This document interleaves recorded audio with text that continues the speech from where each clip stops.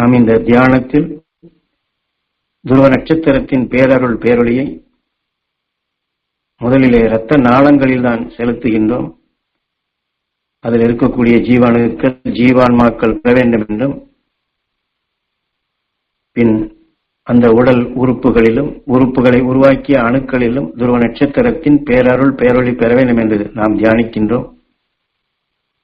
ஆத்ம சுத்தி செய்யும் பொழுதும் இதைத்தான் நாம் செய்கின்றோம்.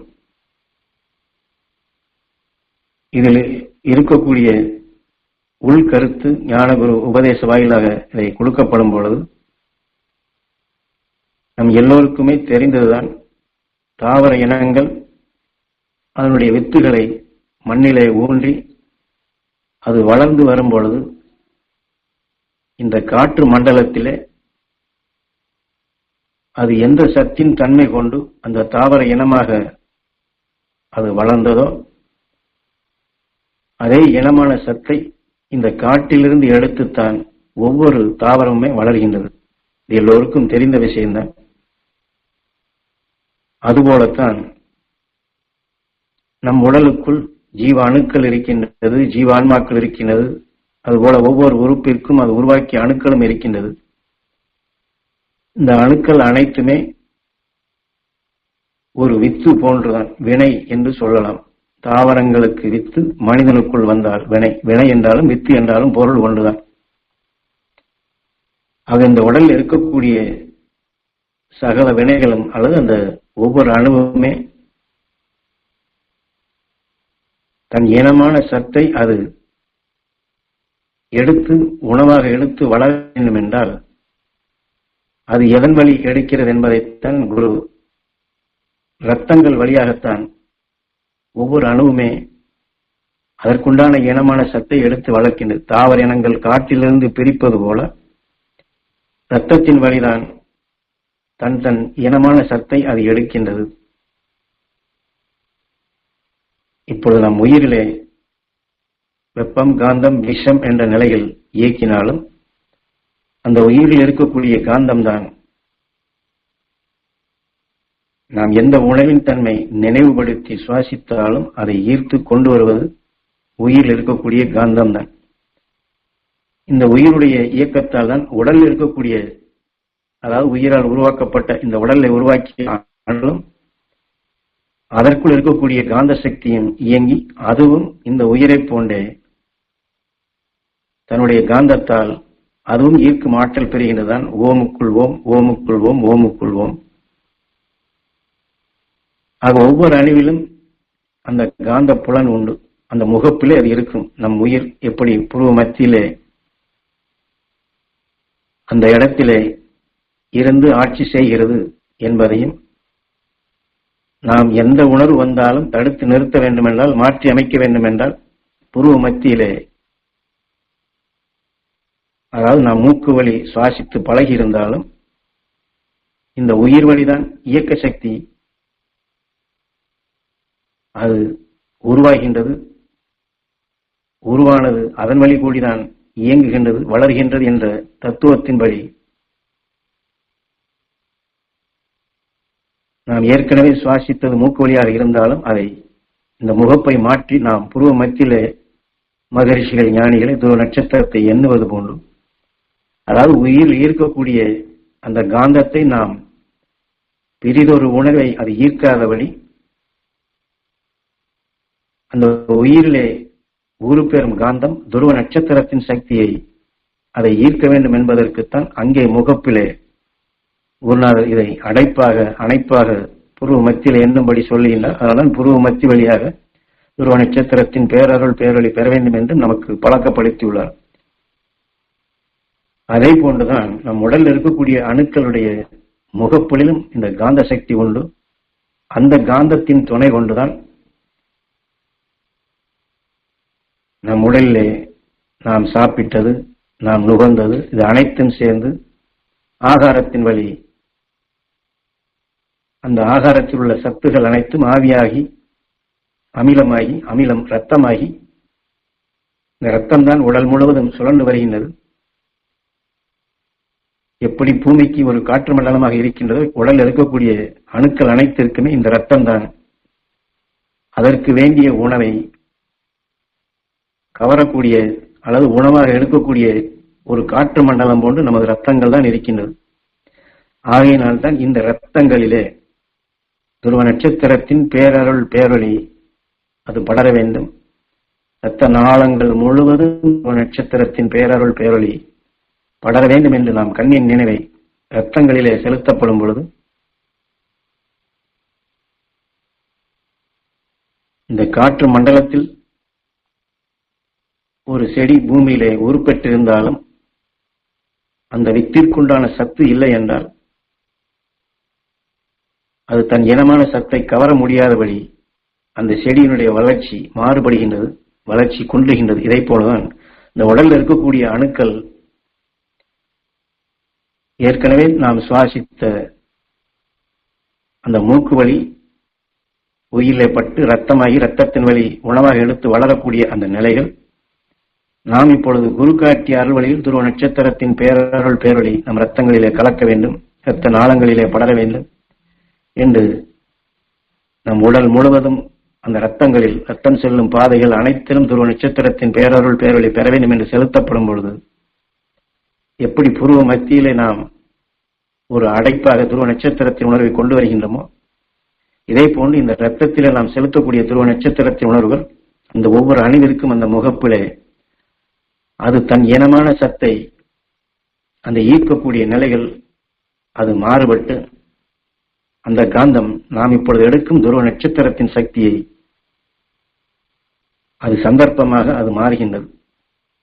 அதனால் இதான் முருகு மாற்றி அமைக்கக்கூடிய சக்தி மனிதனுக்கு உண்டு, மனிதன் ஒருவனுக்குத்தான் உண்டு என்று சாஸ்திரங்களில் காட்டப்பட்ட அந்த தத்துவத்தின் பிரகாரம் நம் உடலுக்குள், நம் உடல் உறுப்புகளுக்குள், நம் உடலை உருவாக்கிய அணுக்களுக்குள் ஒரு நல்ல மாற்றத்தை நாம் கொண்டு வர வேண்டும் என்றால் நம் ரத்தங்களில் தான் துருவ நட்சத்திரத்தின் பேரருள் பேரொளி உணர்வுகளை, மகரிஷிகள் உணர்வுகளை, அந்த மகரிஷிகள் பெற்ற அந்த மகிழ்ந்து வாழ்ந்திடும் அரும்பெரும் சக்திகளை அவர்கள் எவ்வாறு இவைகளை அகற்றி பேரன்பு கொண்டு வாழ்ந்தார், தங்களுக்கு இயற்கையின் உண்மை நிலைகளை உணர்ந்தார்களோ, மெய்ப்பொருள் காணும் திறன் பெற்றார், அதையெல்லாம் நாம் நினைவுக்கு கொண்டு வந்து எங்கள் இரத்த நாளங்களில், எங்கள் இரத்தங்களில் அந்த அருள்சக்தி படர வேண்டும் என்று நாம் திரும்ப இதை ஒரு பழக்கமாக பயிற்சியாக இந்த உணர்வுடன் கூடி நாம் இரத்தங்களிலே கலக்க செய்தால் இப்படி புருவ மத்தியிலே இந்த உணர்வுகள் இயக்க சக்தியாக மாறி துருவ நட்சத்திரத்தின் உணர்வுகள் அதனுடைய இயக்க தொடராக அதனுடைய ஈர்ப்போட்டத்திலே அது இயங்குவது போல நம் உடலில் இருக்கக்கூடிய அணுக்களும் சிறுக சிறுக அந்த துருவ நட்சத்திரத்தின் உணர்வுகளை ஈர்க்கும் சக்தி பெறுகின்றது. இதற்கு குருநாதர் ஒரு உதாரணமும் உபதேச வாயிலாக கொடுத்துள்ளார்கள். இந்த விஞ்ஞானிகள் எத்தனையோ புதிதாக தாவர இனங்களையும் வீரிய வித்துகளாக உருவாக்குகின்றார்கள். உயிரினங்களிலும் இப்படி எத்தனையோ வீரியமான சக்தி கொண்ட எத்தனை நிலைகளை உருவாக்கியுள்ளார்கள். உதாரணமாக ஒரு மாடு அது ஒரு நாளைக்கு இவ்வளவு லிட்டர் தான் பால் கறக்கிறது என்றால் அதிலே அதிகமான பால் கறப்பதற்காக இதுபோன்று அதிகமான பால் கறக்கக்கூடிய மாட்டில் இருக்கக்கூடிய அதில் இருக்கக்கூடிய ஜீன்களை அவர்கள் பிரித்தெடுத்து அந்த குறைவாக கறக்கக்கூடிய அந்த மாட்டிலே அதை இணை சேர்த்து அந்த மாட்டிலேயே அதிக அளவு பால் கறக்கக்கூடிய அந்த உணர்வின் வித்துகளாக ஊன்றி அதை வளர்ச்சிக்கு கொண்டு வந்து அந்த மாடும் அவ்வாறு அதிகமாக பால் கறக்க ஆரம்பிக்கின்றது. இதே போலதான் நாம் இந்த மனித உடல் வளர்ச்சி பெற்று வந்திருந்தாலும் இந்த மனிதனுக்கு அடுத்த வளர்ச்சி நிலை மகரிஷிகள் ஞானிகளை போன்று நாம் ஆக வேண்டும் என்றால் அவர்களுக்குள் விளைந்த அந்த பேராற்றல் மிக்க அந்த சக்திகளை, அந்த வீரிய வித்துகளை, அந்த ஒளியான அணுக்களை நம் இரத்தத்திலே குருநாதர் காட்டிய அருள்வழி கண்ணின் நினைவு கொண்டு எங்கள் இரத்தங்கள் முழுவதும் அந்த மகரிஷிகளின் அருள்சக்தி பெற வேண்டும், ஒவ்வொரு அணுவும் அந்த முகப்பிலே இந்த மகரிஷி அருளுணர்வு பெற வேண்டும் என்று இதை சிறுக சிறுக இணைக்க இந்த உடலை உருவாக்கிய ஒவ்வொரு அணுவுமே அது வீரியமான ஒரு வளர்ச்சிக்கு வருகின்றது. இப்படித்தான் நாம் அந்த மகரிஷிகள் ஞானிகள் பெற்ற அருள் சக்திகளை, ஆற்றல்களை, உயர்ந்த உணர்வுகளை நமக்குள் கொண்டு வர முடியும். நாம் அந்த வளர்ச்சிக்கும் அந்த மெய்ஞானியாக வளர்ச்சி பெறும் நிலைக்கும் இதை கொண்டு செல்ல முடியும். இதற்கும் குருநாதர் ஒரு விளக்க உரை கொடுக்கின்றார்கள். நம் பாடலிலும் பாடுகின்றோம். நான் இல்லை நீ இல்லா இவ்வுலகில் எல்லா நினைவையும் பெற்றிடவே எனக்கருள் செய்வாய் ஈஸ்வரா. இங்கே இந்த எல்லா நினைவு என்று சொல்வது, நாம் இந்த மனித வாழ்க்கையில் எத்தனையோ ஆசாபாசங்களில் வாழ்கின்றோமே, குடும்பம் இருக்கின்றது, தொழில் இருக்கின்றது, கடமைகள் இருக்கிறது என்று நாம் எண்ணி இந்த உயர்ந்த சக்திகளை மகரிஷிகள் ஞானிகளை போன்று நாம் எப்படி அந்த அளவுக்கு நாம் வளர்ச்சி பெற வேண்டும் என்று நமக்குள் அந்த தயக்கமோ சந்தேகமோ கலக்கமோ இருந்தாலும் நாம் வளர்ச்சி பெற்று வந்ததனுடைய அந்த வழி பாதையை எண்ணி பார்த்தால் ஒவ்வொரு சரீரத்திலும் வந்த சந்தித்த ஏற்பட்ட இன்னல்கள், துன்பங்கள், கஷ்டங்கள், துயரங்கள், பல நரகமான எதிர்மறையான தாக்குதல்களில் இருந்து அதிலிருந்தெல்லாம் தப்பிக்க வேண்டும், விடுபட வேண்டும் என்று உயர்ந்த உணர்வுகளை அந்த சந்தர்ப்பங்களில் சேர்த்துத்தான் நாம் இன்று இந்த மனித உருவை உருவாகி நாம் வந்துள்ளோம். அதாவது நம்முடைய இந்த மனித சரீரம் நாம் பெற்றதே பல கோடி சரீரங்களில் எத்தனையோ இன்னல்களிலிருந்து நாம் தப்பித்து அந்த தப்பிக்கக்கூடிய மனித சரீரத்திற்கே வந்துள்ளோம் என்பதைத்தான் குருநாதர் இங்கே நினைவுபடுத்தி, அப்படி அந்த பல கோடி சரீரங்களிலும் எப்படி அது தீமைகளிலிருந்து நாம் தப்பினோமோ, மீண்டோமோ, வளர்ச்சியின் பாதைக்கு வந்தோமோ, அந்த சக்திகளை அங்கே அந்த எல்லா நேரம் நாங்கள் பெற வேண்டும். தீமைகளிலிருந்து தப்பக்கூடிய அந்த எல்லா சக்திகளும் எங்களுக்குள் அது நினைவுக்கு வர வேண்டும். அந்த சக்திகள் எங்களுக்குள் மீண்டும் ஜீவன் பெற வேண்டும். அந்த சக்திகள் எங்களுக்கு இந்த மனித வாழ்க்கையில் உறுதுணையாக ஒவ்வொரு நொடி பொழுதும் அது அமைய வேண்டும். நாம் திகைக்கின்றோம் அல்லவா, அல்லது கலக்கம் படுகின்றோம் அல்லவா, அல்லது சந்தேகப்படுகின்றோம் அல்லவா, நம்மால் எப்படி இது முடியும், நான் எப்படி இதை செய்வேன், என்னால் இது முடியுமா என்றெல்லாம் இந்த கலக்கமான நேரத்தில் நினைவு நமக்குள் அது தட்டி எழுப்பி இந்த உணர்ச்சிகளை தூண்டி நாம் பல கோடி சரீரங்கள் இதுபோன்று எண்ணிலடங்க தீமையிலிருந்து விடுத்தான் நாம் இந்த சரீரம் பெற்றுள்ளோம். அந்த சக்தி வாய்ந்த ஆற்றல்கள் நம் உடலிலே அணுக்களாக தான் 1008 தெய்வங்களாக, 1008 சக்திகளாக நம் உடலில் அந்த சக்தி வாய்ந்த அணுக்கள் உண்டு.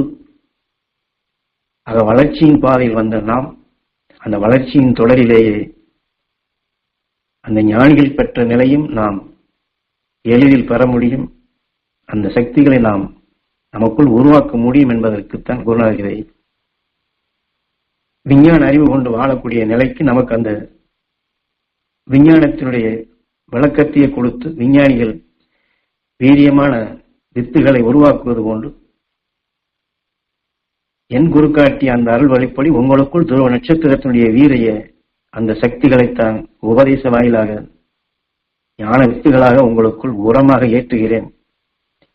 அதை நீங்கள் எண்ணி வளர்த்துக் கொள்ள முடியும். அதற்குத்தான் இந்த பயிற்சி என்று நாம் ஏற்கனவே பெற்று வளர்த்த அந்த 1008 குணங்களிலும் 1008 சக்திகளிலும் இந்த துருவ நட்சத்திரின் பேரருள் பேரொளி பெற வேண்டும் என்று நாம் வழித்தொடர் வளர்ச்சியின் வந்த அதை நாம் மீண்டும் நினைவு கொண்டு வந்து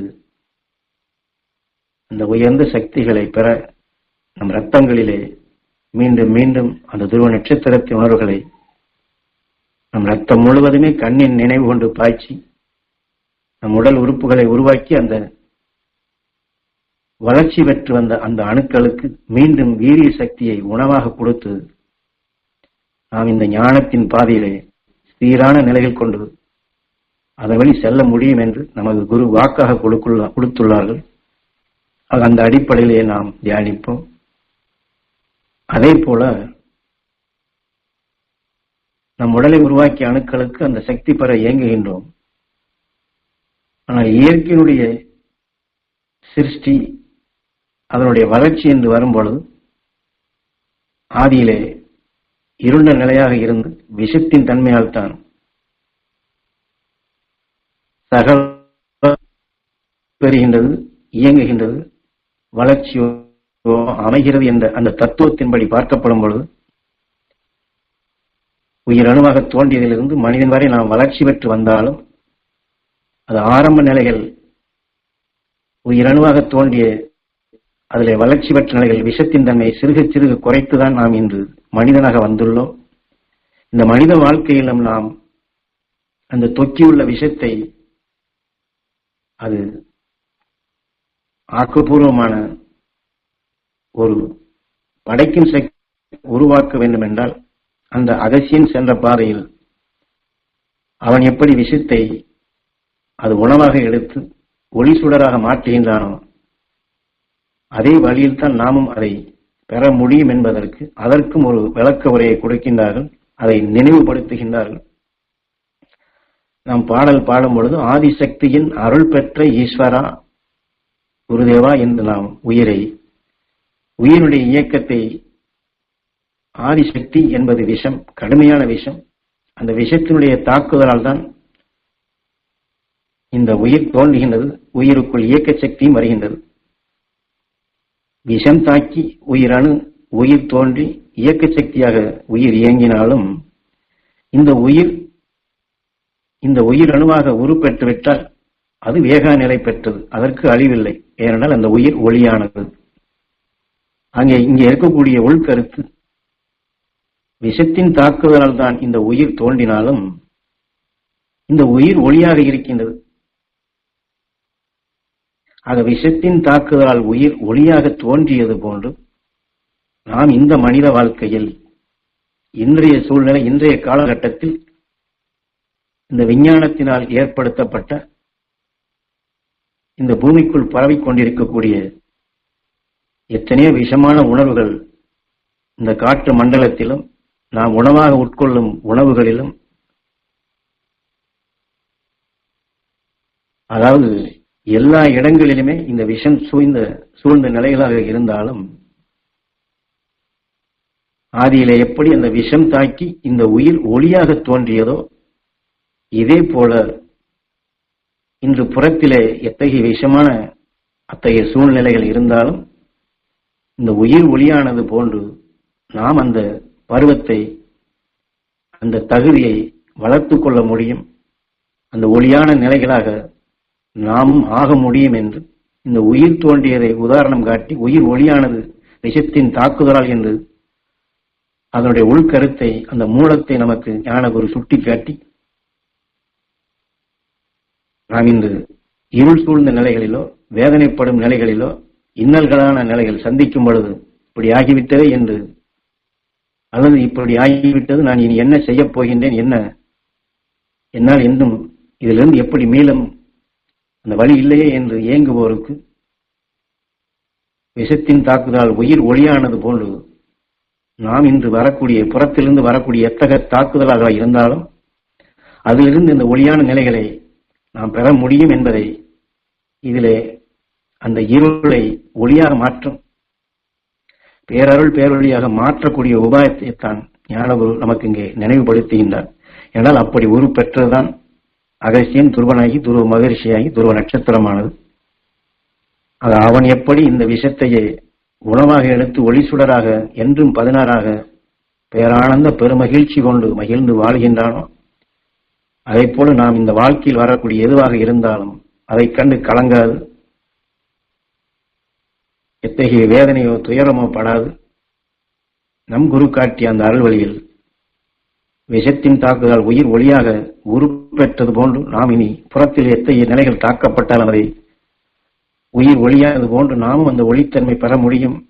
அந்த ஒளித்தன்மையை நான் பெறுவேன் என்று மன உறுதி கொண்டு ஞானகுரு மாமகர்ஷி ஈஸ்வராய குருதேவரை உணர்த்தப்படும் பொழுது கடுமையான விஷத்தையும் அது ஒளியாக மாற்றும் அந்த பருவத்தை குருநாதர் அந்த தகுதியை எனக்கு ஏற்படுத்தினார்.